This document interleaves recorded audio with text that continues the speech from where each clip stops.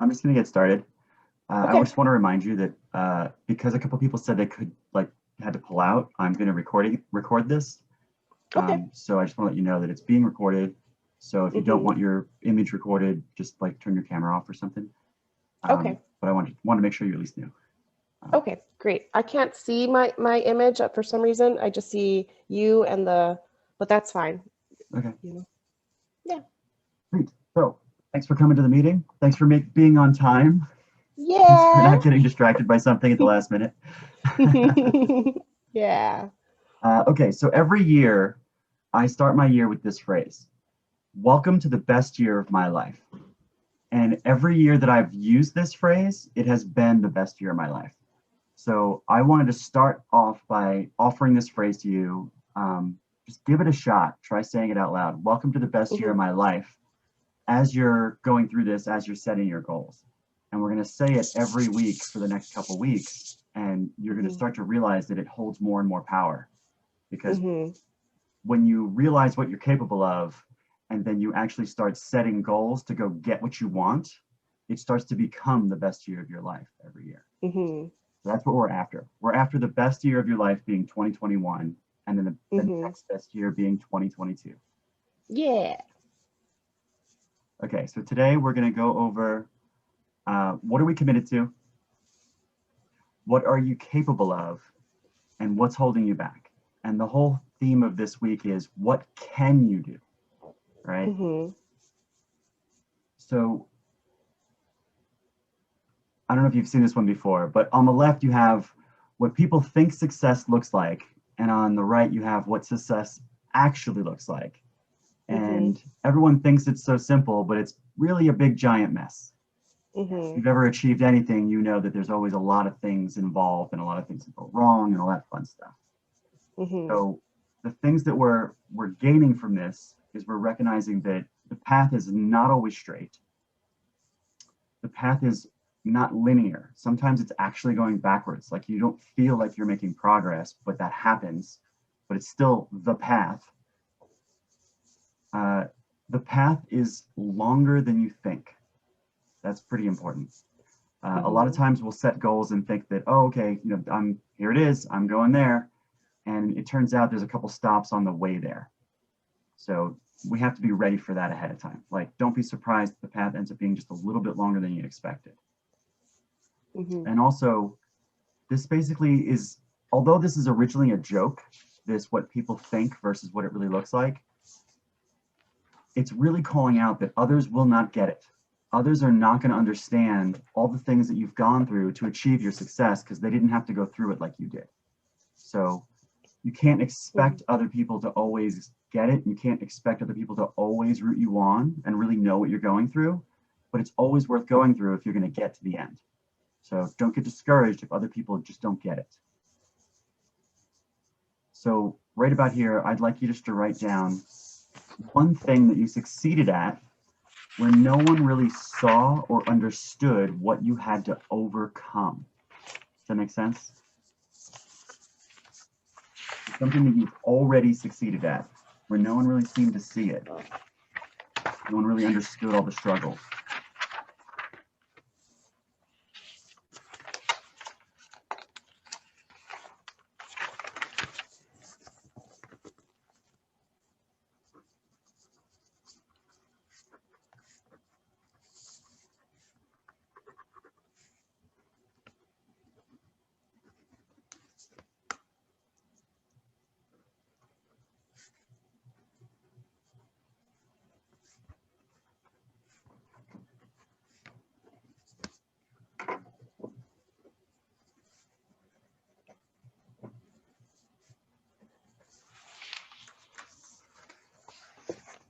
You got one? hmm All right, I'm going I to share do. one and I'm going to ask you to share. So Okay. for me, one of the things that I did that a lot of people never saw the struggle for was that I invested a bunch in real estate and built a portfolio that I could retire off of. And that took, I would say, 10 years to do. And a lot of people didn't see like the amount of books I read, just the sheer volume of books, the number of times I went out to something that I never actually bought, the number of applications I had to go through for renting something, the number of managers I hired to handle a rental that ultimately didn't do their job right, and I had to fire them and then do more interviews. So reaching a point with my investment career where I was through it all and I was done and I could retire off my portfolio, a lot of people looked at me and said, wow, that seems so easy, like you know, congratulations for you. But they just didn't understand how much effort had gone into it and how much time. So for me, that's something that I succeeded at, but I found that hardly anybody understood, and I actually stopped talking about it at one point. Mm-hmm. How about you? What's something you succeeded at, which you don't feel like other people really understood? Mm-hmm. Well, I'm not sure if I would say like necessarily succeeded at, because it's still kind of like an ongoing thing. Awesome. But I feel like during this pandemic, like coming to terms with grieving and like just kind of not embracing it, but just kind of delving into it and seeing the lessons that it had to teach me. And then you know, because I know it's like kind of like a universal experience for, you know, for us all. Like, you know, I lost my mom in the beginning of the right before the pandemic, but you know, I think it's so individual to each person that it's like you can empathize and you can understand, and we've all had loss, and we are all are experiencing loss and will, you know, but it's so particular to each individual person. So I feel like that's something that you know, people didn't really get, but you know, I felt really in touch with that experience, and like was able to like, I feel like turn it into a form of like expression or artistic expression, and that really helped a lot too in the end. But you know, so you know, I feel like that's like people didn't see me every night, you know, like experiencing what it actually felt like, you know. But in the end, you know, I, you know, I'm working on something. I'm working, like they just see the project, they just see the kind of the end piece, you know. So you got through a lot and you processed a lot, Mm-hmm. and that's something that a lot of people are never going to see or understand. Mm-hmm. Wow, that's a lot of self work and self reflection. So I'm Mm-hmm. proud of your efforts. I Thank actually you. had no idea you'd gone through that. So I'm one of the people who didn't see it. Apparently, I had no idea. So I'm Mm-hmm. sorry for your loss, and I think you're doing a great job. Thank you. Awesome. All right. So here's another fun little meme, I guess. Mm-hmm. So the road to success. This is what most people think it looks like. You're going down the road, there's a fork in the road, and you make a choice. You're going to either win or you're going to lose. And Mm-hmm. that's not at all how it works.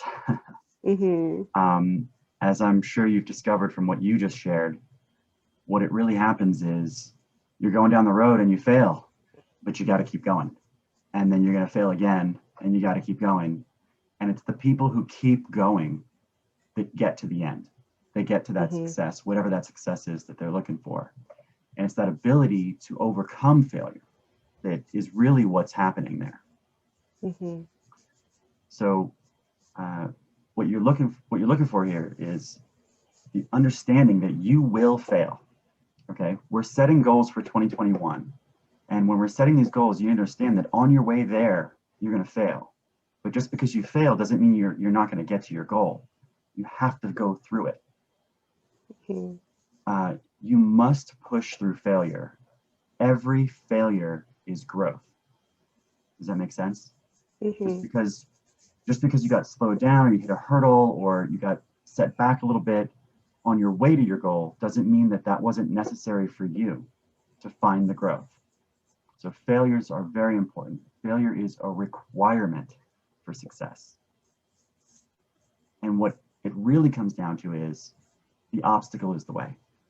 Every time you find that you're heading towards a goal and something is getting in the way, instead of trying to avoid it or go around it or pretend it's not there, 9 times out of 10, the obstacle is the way. That's the thing you should actually be going, just running straight towards. Because as soon as you get in there, as soon as you mess it up, you're going to learn something. And as soon as you can get over that obstacle or through that obstacle, you're going to get one step closer to the goal you're after. And it's that mentality of don't be afraid to fail, run towards it. And another way to say that is fail forward. And the people I know who love this phrase have achieved so many amazing things I can't even begin.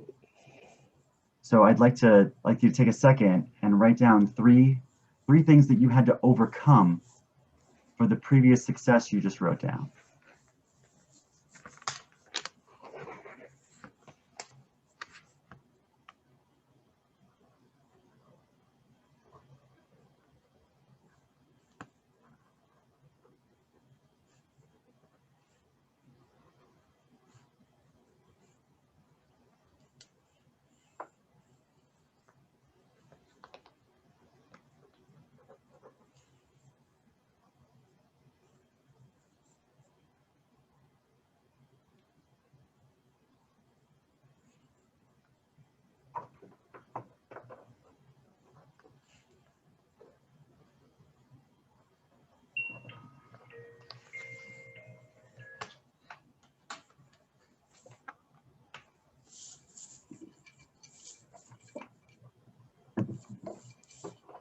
Hey, do I need more time?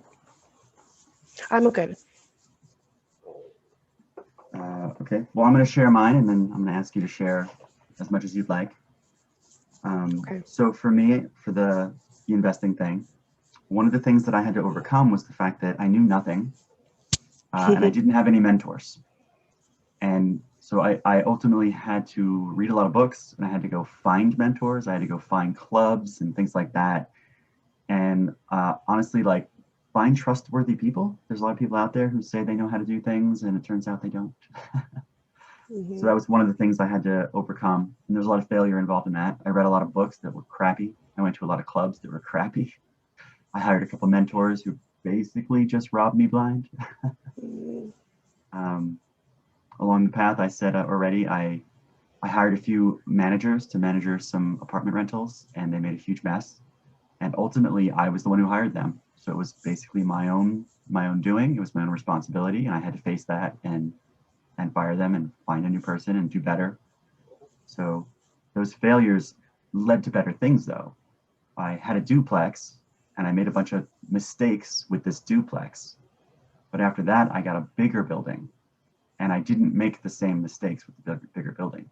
I made bigger mistakes, don't get me wrong, but I was able to learn the duplex mistakes with the duplex and then learn the fourplex mistakes with the fourplex. So, and another thing I had to learn with that was just how to manage my time. I was working full time, and I didn't really know how to manage my time. And once I figured that out, suddenly the whole thing started to unlock for me. So those are some examples of things that I had to overcome, but they looked like failures.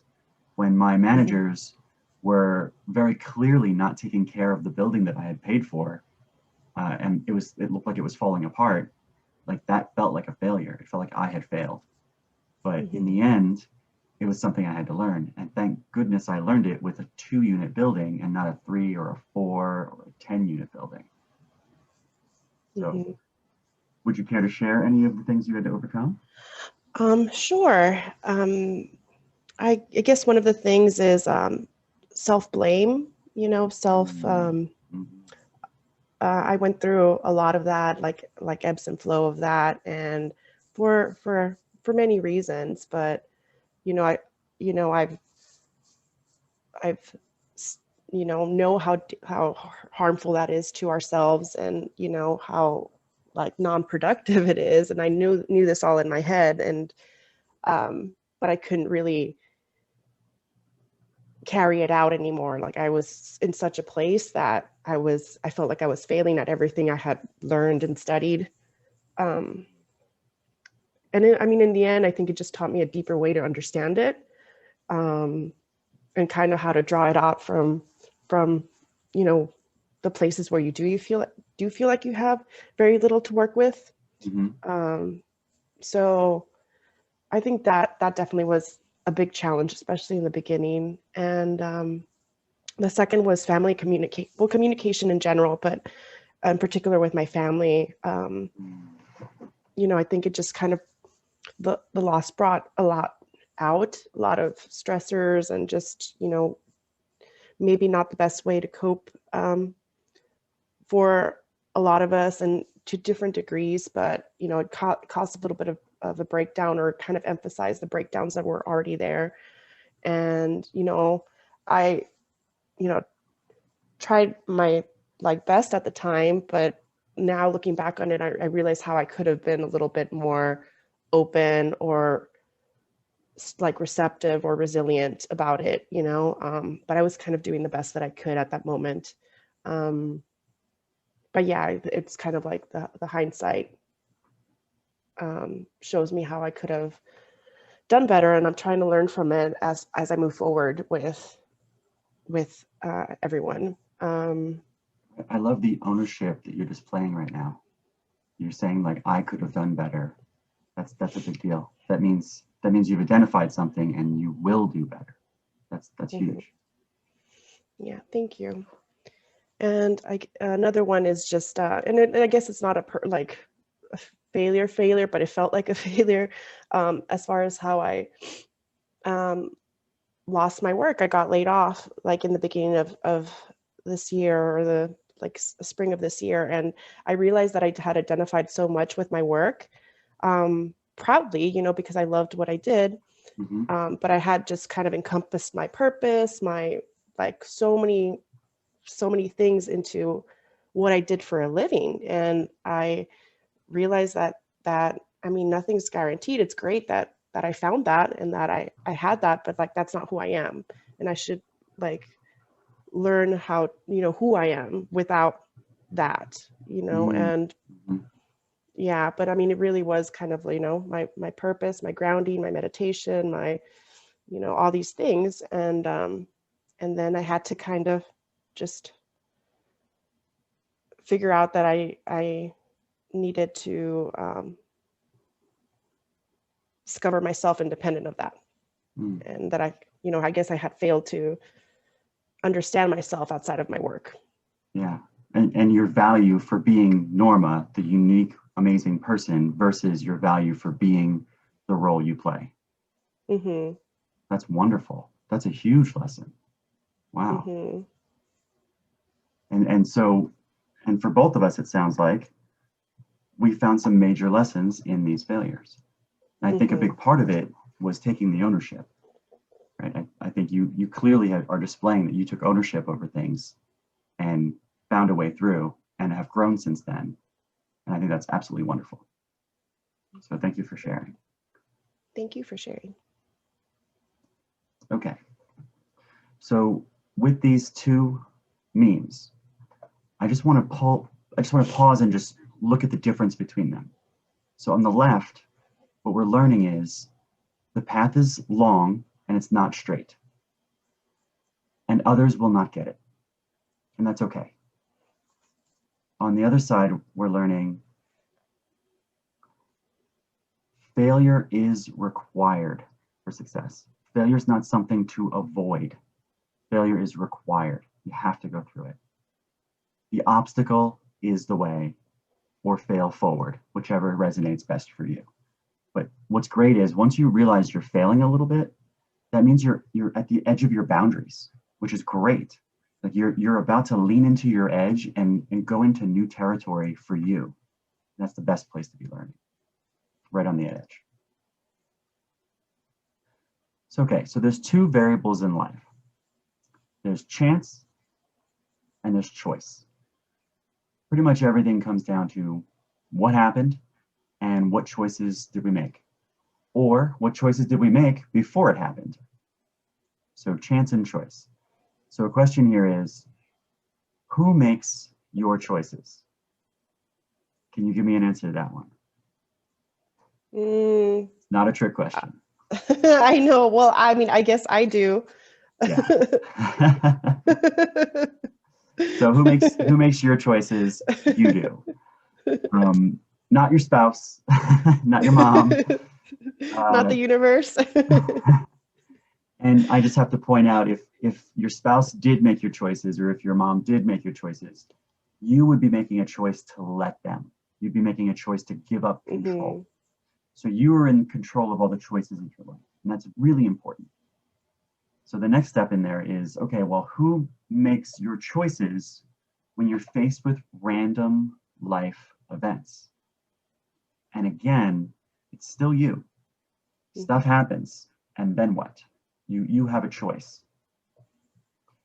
And the way I always remember this one is, I can't control the weather, but I can choose to bring an umbrella. So if there's a 30% chance of rain, I can still bring an umbrella. And I might have to carry it all day, but that's my choice. I might not use it, but that's my choice. But if it does rain, I'll have it. And I was prepared. So a big part of understanding that life is chance and choice is realizing that you can make choices before events or after events. So you're either preparing or reacting. So I just like to take a moment to write down 3 choices you already make to overcome life's randomness.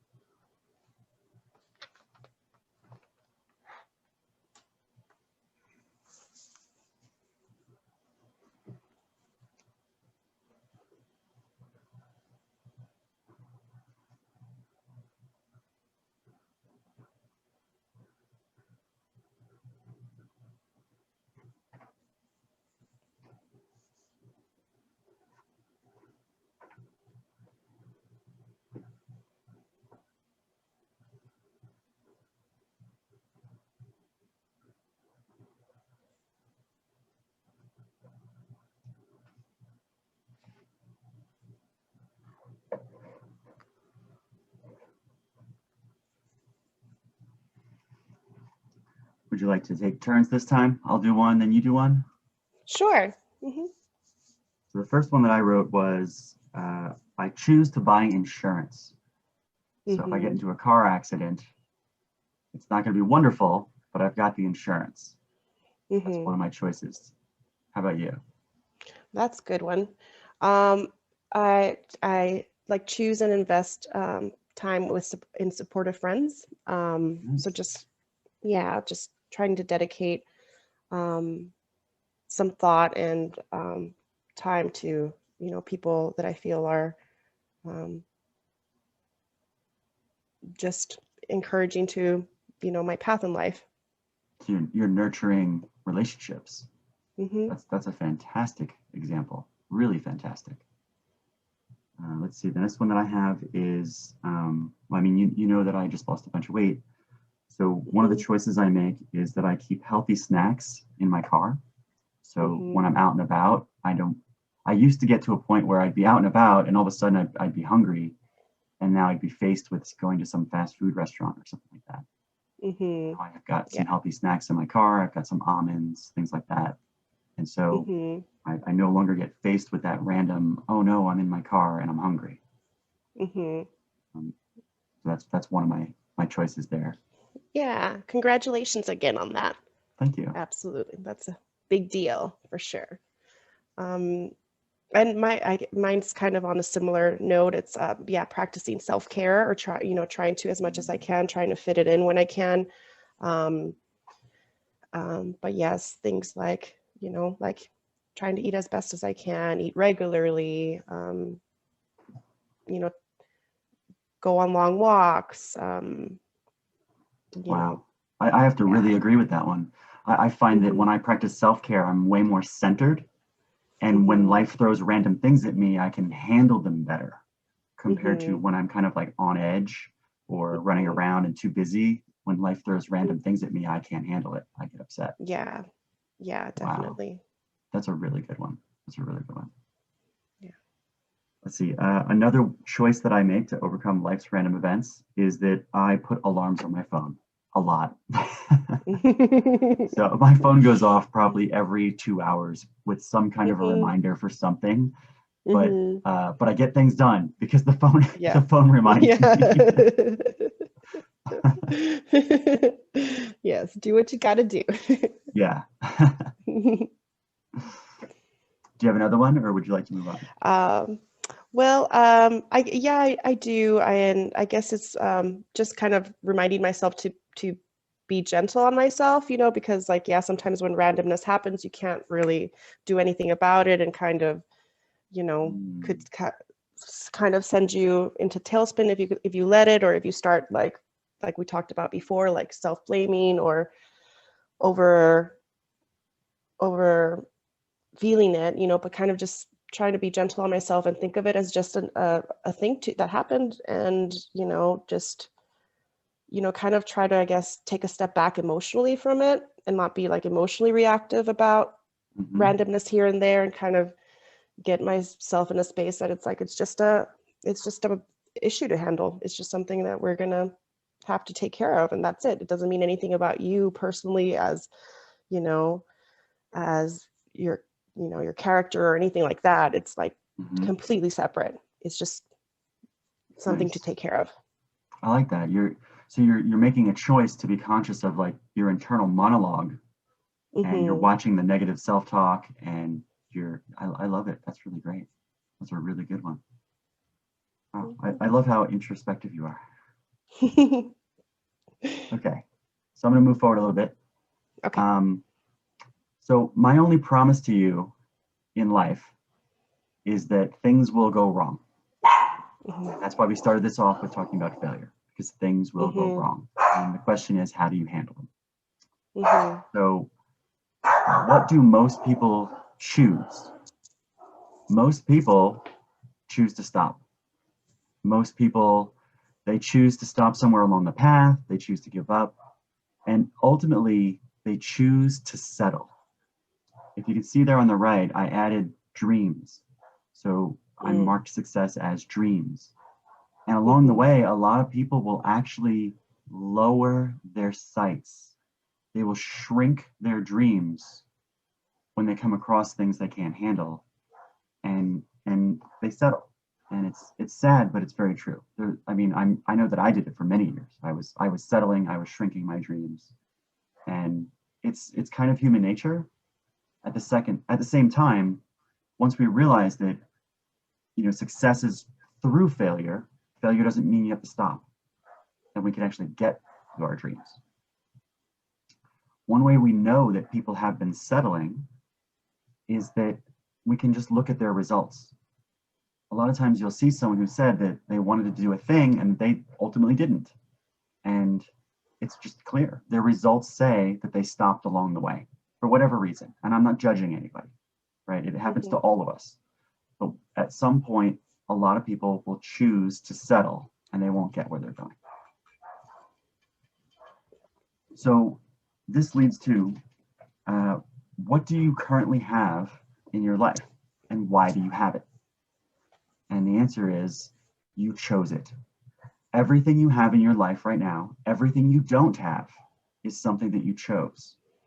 Yes, there are a lot of chances involved. Yes, there are a lot of randomness along the way. But over the years, you're consistently choosing the life you have today. And if you can realize that, and it sounds like you're someone who is already taking ownership, if you realize you own all your choices, You can own new choices if you want to go somewhere else. And that's a wonderful thing. That you're one quality choice away from a new life at any point in time. Mm-hmm. And again, how do we know that you have the life you chose? It's because of your results. So the lesson I just wanted to point out here was your power to choose can overcome chance. Next, I want to talk about commitment. So people say yes all the time, but what are they really committed to when they say yes? And honestly, this little segment, the first time I came across it, blew my mind. There's 3 levels of commitment. Level 1 is when you say, oh, there we go. It's when you say yes, but you mean no. And we do this all the time, right? For example, someone asks me how I'm doing, and I say, I'm fine. Like, I might not be telling the truth there. Someone might say, oh, you want to have dinner sometime? And I'll say, yeah. And I might not be committed to that. So I'd like you to take a moment and just write down just one thing where you find that in your life, where you have a level 1 commitment, where you say yes to something, but you're actually saying no. I'll write one too.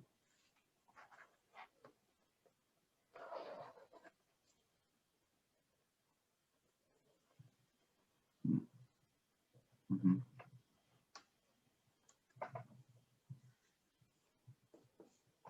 Okay. Are you done? I don't want to rush you. Mm-hmm. Yeah, pretty much. Mine is involved. Would you like to go first? Sure. I guess I had trouble deciding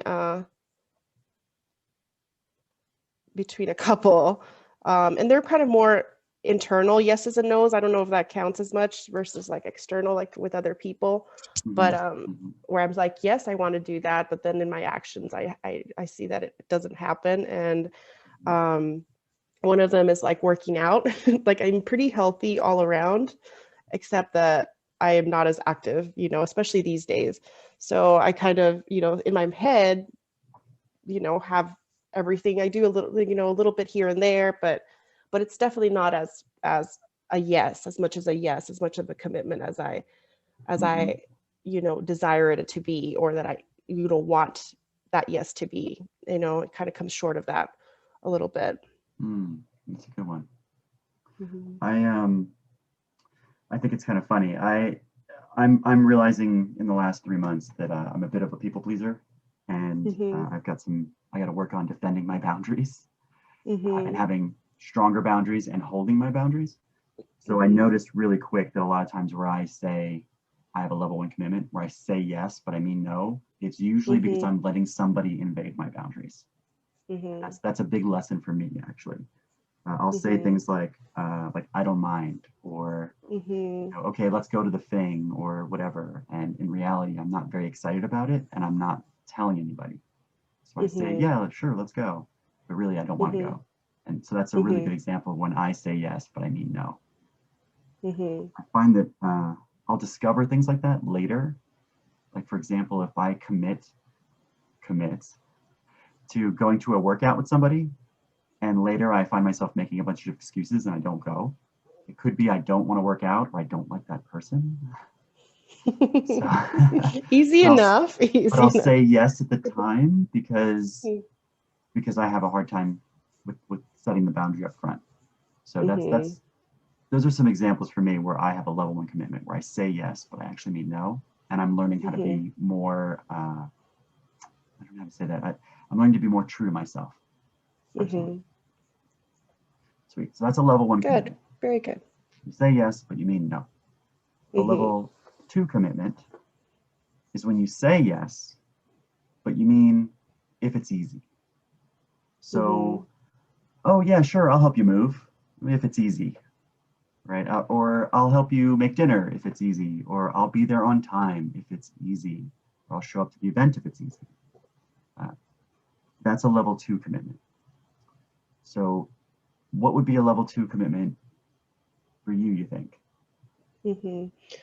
Well, for a long time, the writing was a level 2 commitment because I just didn't really make it, I guess a discipline or like a practice. It was just more like, if it comes, it comes. If I'm feeling, you know, inspired, Hmm. I'll write. And nothing really developed out of that. So I think it was kind of, I guess it was like, yes, of course I want to be, creative if it's easy, if Yeah, it's just comes naturally versus like kind of making it more of a structured discipline thing, like I said. Um, that's actually a so really awesome. I feel you on that one because I'm in the middle of writing a book right now, and I nice. have the exact same level 2 commitment where I keep Mm-hmm. finding myself waiting to be inspired. And Mm-hmm. on days that I'm inspired, I'll write 5,000 words. On days that Mm-hmm. I'm not inspired, I won't even sit down and start. Right. Mm-hmm. So if it's Yeah. easy, wow, what a good example. Um, I have another one here. Hiking. I'll say yes, but I'll pretty much go if it's easy. Yeah. What is it you're Yeah. writing, by the way? I'm writing a lot of poetry lately. Awesome. That's really Yeah. cool. Yeah. Alex has been writing a Yeah. lot too, I think. Yeah. He's been off and Yeah, on. he has. Yeah, Okay. totally. So level 1, you say yes, but you mean no. Level 2 commitment, you say yes, but you mean if it's easy. And a level 3 commitment, you say yes, and you mean I'll do whatever it takes. Mm-hmm. And so if you want to come up with some examples of this, you could probably look at some things that you've already achieved. So for example, I made a YouTube channel. I had a level 3 commitment around that. I will do whatever it takes to make this channel happen. I just lost some weight. And honestly, I've tried many times to lose weight, and it wasn't until this time where I said, I will do whatever it takes. And the first thing I did was admit to myself that I will do whatever it takes. And I decided on the spot to quit drinking because that's got a lot of calories. And I decided to hire a health coach, even though it was like $300. I was like, Mm-hmm. if I'm going to do this, I'm going to do this, and I'm going to do whatever it takes. So that's Mm-hmm. examples of some level 3 commitments. Mm-hmm. Do you have any examples of level 3 commitments from your past or? Um, well, I think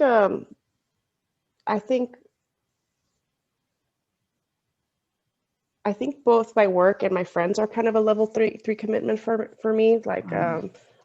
Yeah, like usually like if a friend calls and is, needing something or wanting to talk or just, anything like that, I am I'll do whatever it takes to help, or to, and I don't think it's coming from, I don't know. I don't think it's coming necessarily from like a pleasing or expecting anything in return or anything like that. It's just like that's how important they are to me.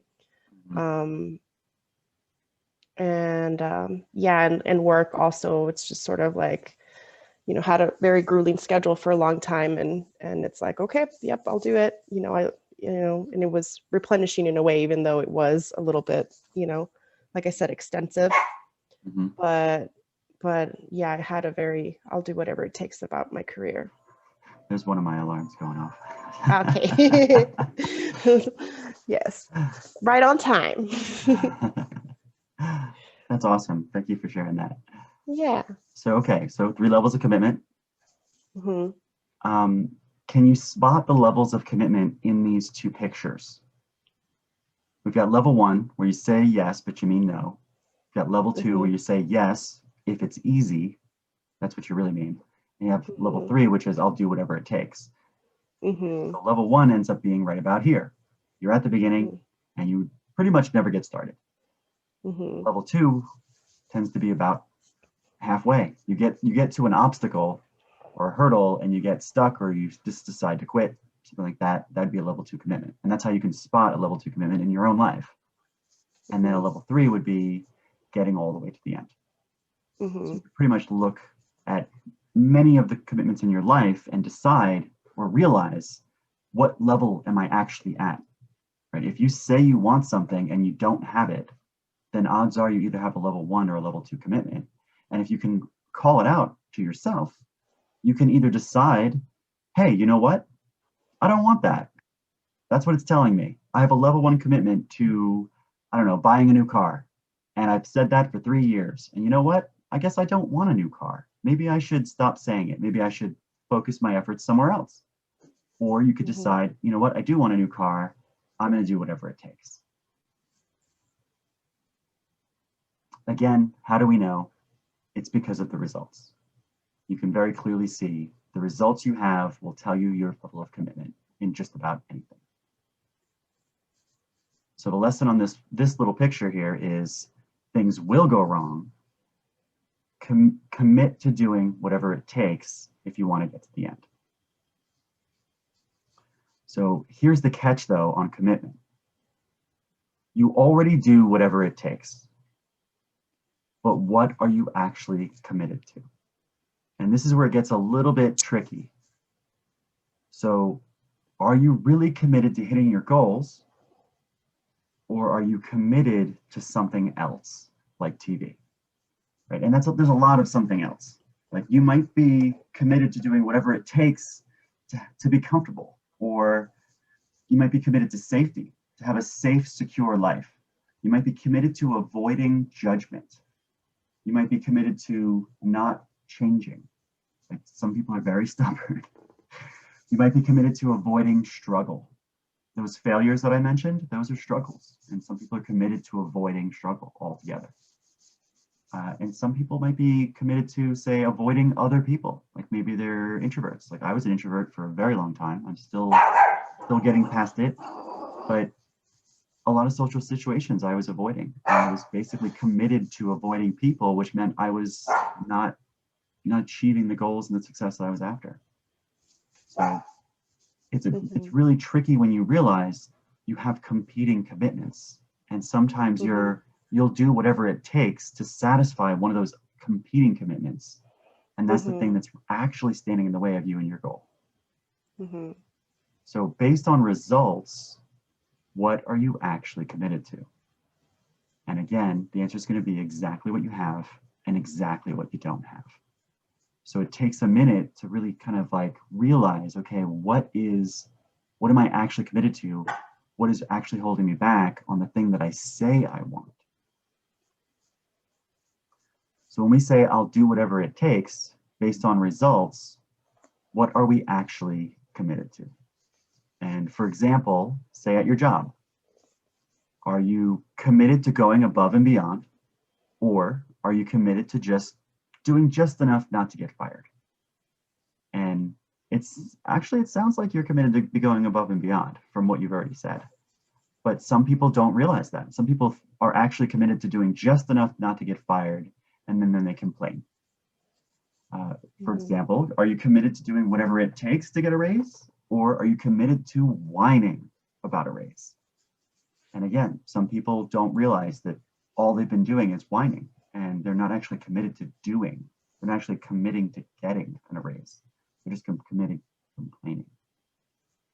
And then you could take that to the next level. So with your dreams, are you committed to your dreams, or are you committed to a comfortable life? Are you committed to your dreams, or are you committed to talking about your dreams? And that's kind of an addiction right there. I know I did that for many years. I talked about things that I wanted, and talking about them feels good, but I have to admit it doesn't feel as good as achieving them. Are you committed to taking action, or are you committed to somehow avoiding it? For example, I overanalyze, I overplan. That's how I avoid taking action, and that's how I just honestly make excuses for a lot of the things that I haven't achieved, a lot of things that I don't take action on. Are you committed to action, or are you committed to finding reasons not to start, or inventing other tasks to do? And I'm very good I'm very good at inventing other tasks to do, actually. So I'm just going to ask you to think of one and just write one down. So it doesn't have to be your job. It could be anything. But what's one thing where you do whatever it takes to avoid doing it? Does that make sense? Yes.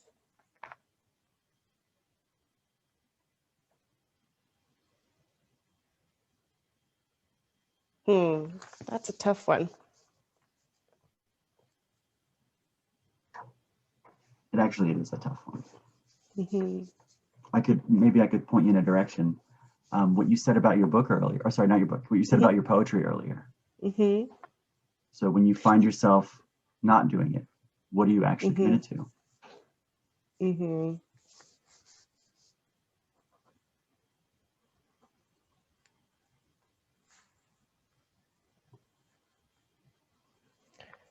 Okay.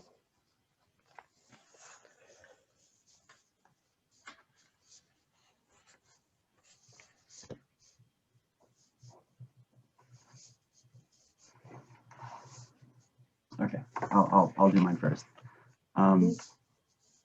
I was gonna write what we said earlier about writing, but instead I wrote that I keep saying that I want to learn a new move for my fire spinning, for my rope dart, and I keep not doing it. So I'm committed to pretty much everything else first, and that's a good lesson for me, that I'm committed to doing whatever it takes for other things, but I am not committed to doing whatever it takes to learn a new move for my rope dart, and therefore I'm not learning them. So I need to bump up my commitment to level 3 on that, because right now it's at level 2. Or I need to decide that I'm going to leave it at a level 2. So, and that decision's up to me. I get to make the choice, but it's nice to know that's what's happening. I have said yes to the rope dart, but I have actually said if it's easy. How about you? I think I avoid writing sometimes or pursuing that, which I'm kind of in the middle, kind of like I think in a transition point, I think where I'm upping the commitment of that. But like recently, I feel it's just avoiding struggle and avoiding, kind of either hitting tough emotions or hitting a wall or, just kind of the struggle of it, sometimes I can delve in and I'm, all for it. And then sometimes I'm like, no, we can't do that right now, or it feels like we can't do that. So I make a decision that I don't want to, yeah. Can I ask you just a follow-up question? Sure. Because I also am a writer. Mm-hmm. Sometimes when I write, I find that I'm being too critical on myself, and I'm not making any progress because I'm trying to make it perfect.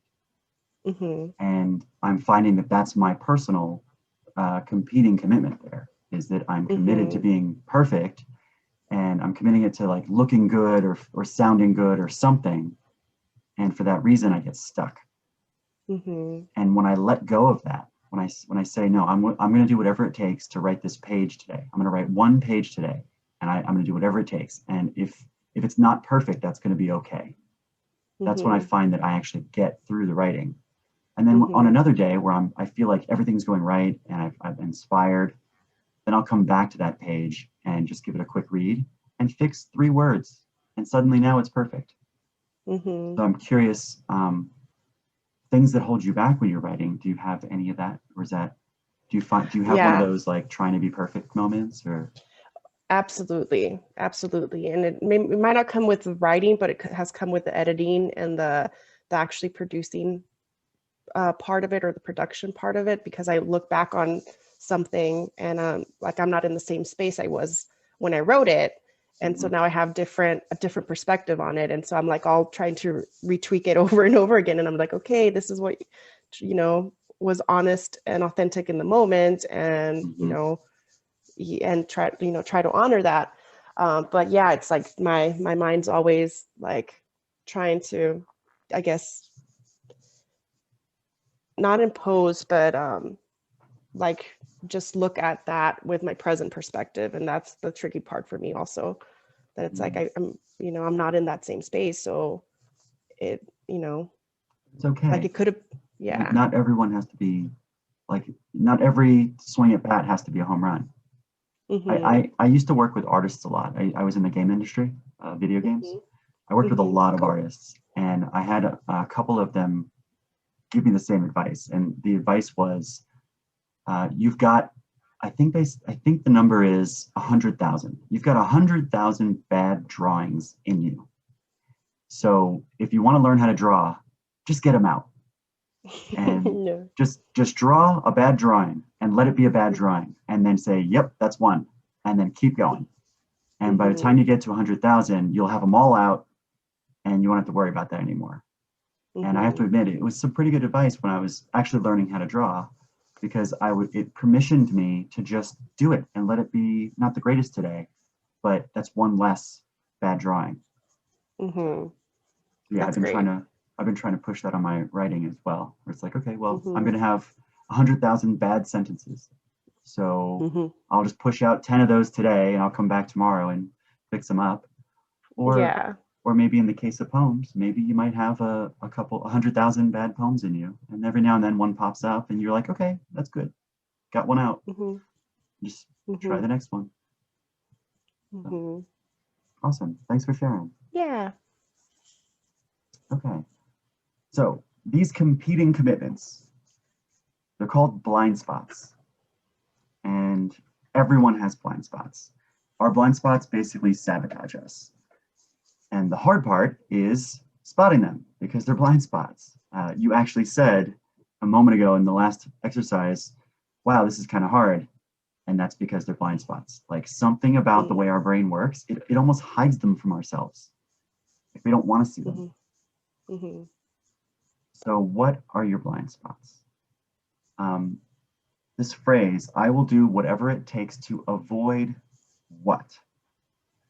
Based on results, what you're actually committed to when it comes to your job or your social life or your health or your family or your time, all of these things, what are you actually committed to? And just like when we talked about the job, sometimes people think that they're committed to getting a raise, but really they're committed to talking about a raise. So for this next section here, we've reached the homework part.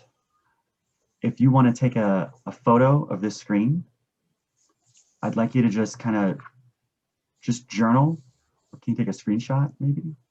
Yeah. Just journal on 3 of these.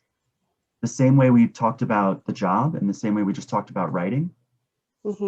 Just pick any 3 or come up with 3 that aren't here, and just ask yourself, okay, what am I committed to that's allowing me to avoid whatever it is you want from, say, success, or from anxiety. Like, anxiety is a really interesting one. A lot of us are committed to certain anxieties. I know I was and still am. So, Absolutely. so that's an incredible exercise. I've got a little more homework. In your life, what are the biggest things that you have finished? Okay, the biggest things that you have finished. And we're going to do 3 of them. And with those 3, we want to know, what was your goal at the time? How did you feel about midway through the goal? What kept you going? That's actually really interesting. When you think about something you've accomplished that was a big thing in your life, and then what was your actual commitment? So, and if you haven't already, take a screenshot of that. Got it. And that one's really interesting. Let me see. I think I did one for me, so I could share a little bit about that one.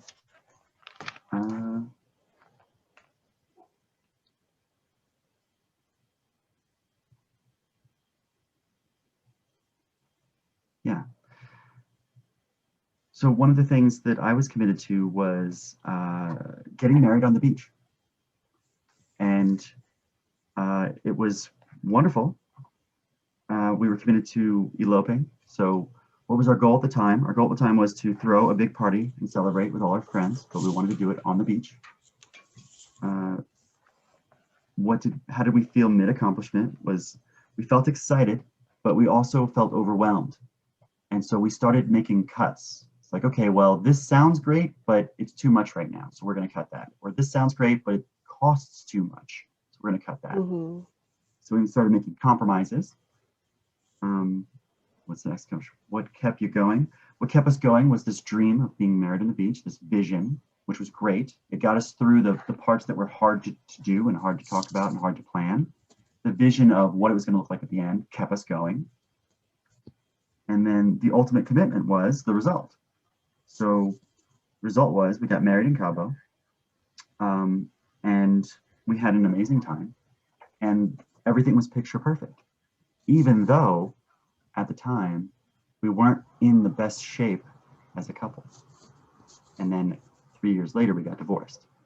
So it's really interesting that we were committed to a beautiful wedding on the beach, but we weren't committed to a perfect marriage. So it's interesting how that goes, right? Mm-hmm. So give that a shot. 3 things, journal 3 things that were biggest in your life. And what you're going to learn here is what you're capable of. That's a big deal. If you're going to set goals in 2021, wouldn't it be great to know what you're capable? And just look at your past and you'll see what you're capable of. Like, have you moved across the country? That's a big deal. You know, did you go to a specific school and learn a specific thing? That's a big deal. There's a lot of accomplishments in our lives, and we need to remember that so we know what we're capable of.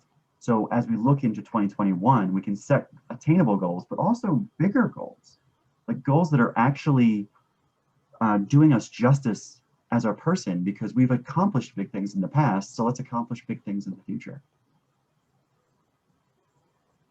Sweet. Cool. So the last one, this is the best exercise I've ever done ever. Okay. Mm-hmm. This is a gift. It's not easy. Ask 3 people that you trust, what are my blind spots? Mm-hmm. Your job is, don't argue. You're going to say thank you, and you're going to take notes. Mm-hmm. Okay. And by saying that, like, you're going to say something like, hi, so I'm doing this like little personal growth thing. I'm setting goals for next year. And one of the homework items we got was to ask people we trust, what are our blind spots? So I want to ask you, what are my blind spots? And I promise I'm not going to argue with you. I promise I'm just going to say thank you. And I'm just going to listen and take notes. Right? And that's how it can go down. And by saying that you're not going to argue, that means people are going to trust you enough to actually share things. But you have to prove to them that you're not going to argue by saying thank you. And the more you say thank you, the more forthcoming they're going to be. The reason I say take notes is because our brain wants to hide our blind spots from us so badly. It's incredible. If you have this talk with somebody and you don't take notes, I can guarantee you won't remember it. The next day you will forget it all. And you'll find yourself calling them again and saying, well, what did you say again? It's pretty amazing how that happens. So, Wow. you're about to say something? I was gonna say, if they ask to elaborate on like what blind spots are, like you like saying something like, you know, things that I don't see or I hide from myself that keep me from my goals. Is that an adequate answer? That's perfect. Okay. And you could tell them, you know, I'm setting big goals for 2021. And you know me best. You're one of my best friends. And you've probably seen me not achieve goals in the past.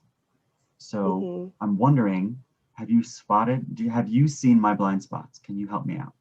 And that's really what it comes down to, is you're asking them to help you out. But you have to make sure that they understand that you mean it. You're not going to say, what's my blind spots, and then immediately argue with them. If they say, for example, if someone said to me, Danny, okay, I love you, but you do this thing where you just analyze to death and then you never take action. If my response was, no, I don't, they're not going to say anything else, right? So I have to say, gosh darn it, you're right. And that's a good one. And write it down. And writing it down means I won't forget. Writing it down tells them I'm serious. And the last time I did this, people unloaded on me. It was great. It was absolutely great. It was painful, but it was great. I can imagine. So you think you can do that? You think you can do 3 people? Yeah. Awesome. Because this is going to be huge. Next week, we're going to be talking about actually like what we're dreaming for and these big goals And it's nice to have the blind spots out in front of us so we can learn how to face them, get through them, and get the dreams we're after. So it's a huge step. Awesome. So just to summarize, this week we talked about what we can do. We talked about what are you committed to? We talked about level 1, 2, and 3 commitments. We talked about what are you capable of? And that was the homework assignment to come up with your biggest things that you've done in your life so you can see for yourself what you're capable of. So you can bring that forward to next year. And then what's holding you back? And that's going to be those competing commitments, and that's going to be those blind spots. And that homework assignment is going to help you get through that. Sweet. Cool. So things to be aware of this week before we come together next week is be aware of obstacles, just in general. Just now that we've talked about how success has to go through failure and through obstacles, just kind of keep that in the back of your mind and notice how people show up to face obstacles when they come up. Notice how you show up with obstacles. Notice how people overcome them. Notice how they act when they're overcoming them, after they overcome them. Notice how they act when they don't overcome them, right? And you don't have to like take notes or anything. Just be aware. Like you might be standing in the grocery line and seeing someone in front of you kind of freak out over something small and silly, but it'll make you go, huh, that was just a little obstacle, and that's how they showed up. So it's amazing. Also be aware of people's commitments. If somebody says, oh, hey, I'll meet you for coffee, and they don't, what does that tell you? Right? And I want to ask that you please do not call out other people's blind spots, and please do not call out other people's level of commitment. That will not make you happy. That will not lead to happy conversations or happy friends. All of these things are for you to internalize, to learn from, to observe about yourself. I mean, yes, about others, but very quickly try to make it about yourself. If you see somebody acting like a child, say to yourself, when do I do that? That's going to be growth. If you see someone act like a child and you give them a hard time about acting like a child, you're going to be in a difficult conversation right there. And there's no reason for it at this point. So, and then next week, we're going to talk about what are our dreams. We're going to talk about our vision, our mission, and our big why. And we're going to talk about defining the life we want and how we're going to go after it in 2021. Sweet. Awesome. So that's everything for this week.